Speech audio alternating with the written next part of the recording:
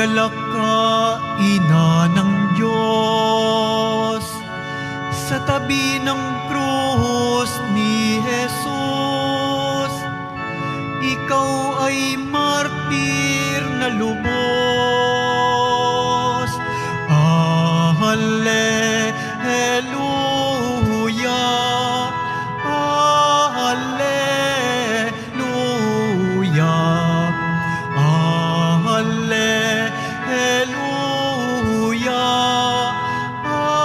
Hallelujah.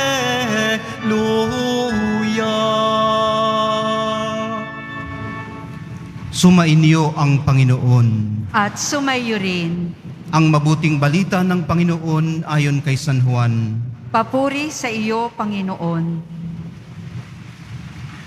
Noong panahong yun, nakatayo sa tabi ng krus ni Jesus ang kanyang ina at ang kapatid na babae nitong si Maria, na asawa ni Cleophas. Naroon din si Maria Magdalena. Nang makita ni Jesus ang kanyang ina at ang minamahal niyang alagad sa tabi nito, kanyang sinabi, "Ginang, narito ang iyong anak." At sinabi sa alagad, "Narito ang iyong ina." Mula noon, siya'y pinatira ng alagad na ito sa kanyang bahay. Ang mabuting balita ng ating kaligtasan. Pinupuri ka namin, Panginoong Heso Kristo. Magsiupo muna ang lahat. Isang mapagpalang araw po ng Biyernes sa inyong lahat. Ginugunita po natin ngayon ang Our Lady of Sorrows. Modelo natin kung paano isabuhay ang pananampalataya at pagkalinga sa mga nagdurusa. Nanatili siya sa tabi ng krus. Nakatayo.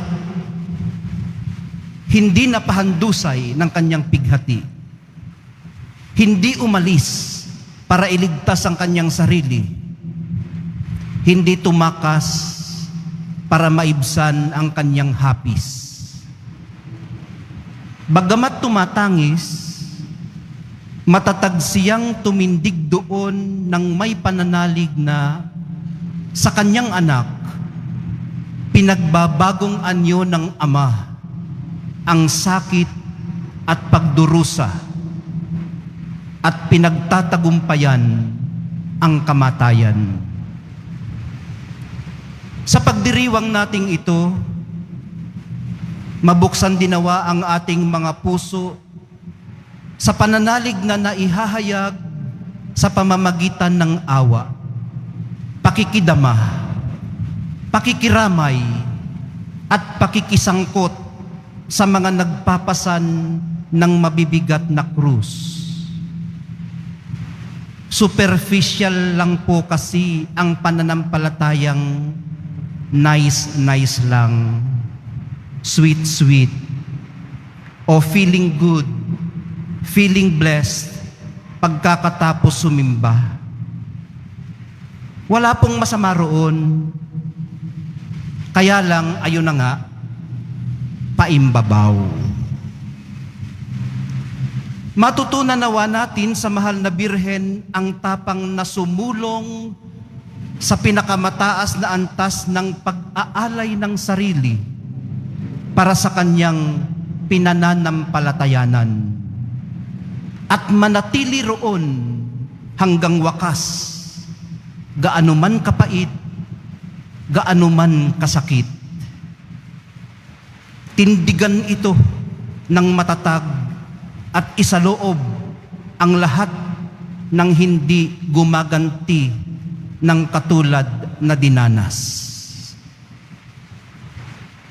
Kailangan po natin ng ganitong ekspresyon ng pananampalataya. Ito po ang magpapahupa ng pagdurusa ng sangkatauhan at tutustos sa kasaysayan ng kaligtasan. Ito po ang magpapabago sa mukha ng daigdig at magpapanatili sa atin bilang iisang kapwa. Sa Kanya po tayo bumaling. Inilalapit niya tayo sa Kanyang anak at itinuturong gawin ang Kanyang niloloob. Sa Kanyang kandungan, natin ilapag ang ating mga ligaya at hapis, mga tagumpay at kabiguan.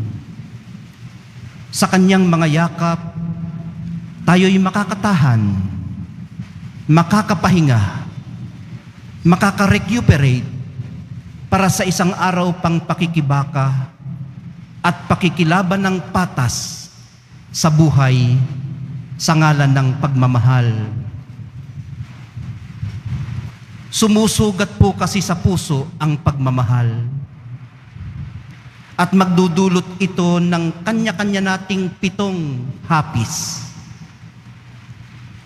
Pag ibinukas mo ang iyong kalooban para umibig at ibigin, ihanda mo na rin ang iyong sarili sa malaking posibilidad ng pagtangis. Walang pagmamahal kung walang pagdurusa. Ang tanging paraan lamang para maiwasan ito ay ikandado ang puso. Ipagdamot ito o ilagay sa freezer siguro. Pero ano ang mami-miss out mo sa buhay pag ginawa mo ito? Ang tanging paraan din lamang para mabuhay ng lubusan ay magmahal ng lubusan at yakapin ng buong buo ang pagdurusang di maiiwasang hatid ng pagmamahal. Sa mga huling araw,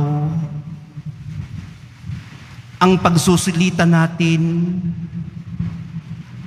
sa ating purity of heart ay hindi kung gaano ito kakinis, kundi kung gaano kalalim ang mga pilat na iniwan ng mga inulos ng tabak ng pag-ibig. Bakit ka flawless?